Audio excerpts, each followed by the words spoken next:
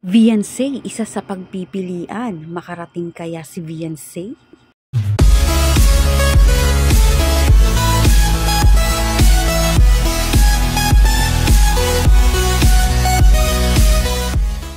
Isa nga po si Viansay sa pinagpipilian ng mag-asawang Kalingap Rab at Kalingap Jack sa gaganapin pong event sa linggo.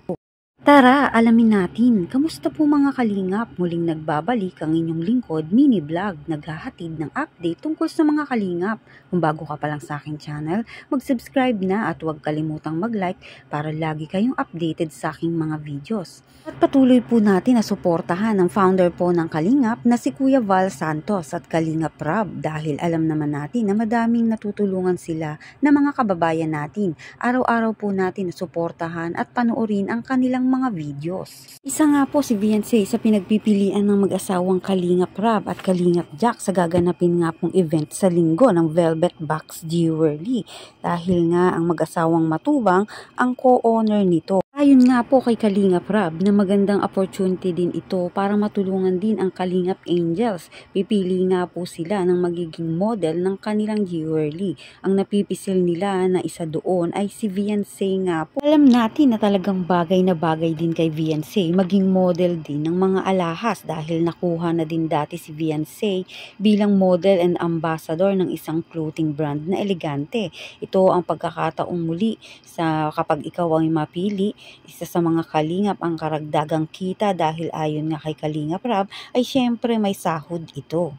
Ayon din nga po sa vlog ni Kalingap Rab, hihingi siya ng tulong sa miyembro ng Kalingap na tulungan siyang pumili ng Kalingap Angel na nararapat nga po maging model nga po na kanilang company. Alam natin na isa talaga din si Viansay na isasuggest ng karamihan upang maging modelo ng Velvet Box Jewelry. Sino kaya ang karapat-dapat na mabigyan ng pagkakataon na magkaroon nga ng big break na ito at makasama sa bagong negosyo ng mag-asawa nga pong Kalingap Rab at Kalingap Jack?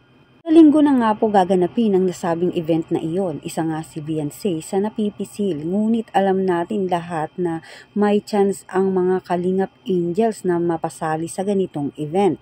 Dito naman tayo mga kalingap. Makakarating kaya itong si Viansay? Sakaling mapili itong dumalo sa event sa linggo? Sa tingin ko mga kalingap ay oo, makakarating naman itong si Viansay dahil nga po linggo naman yun at wala naman pong pasok pag Sunday sila Viansay.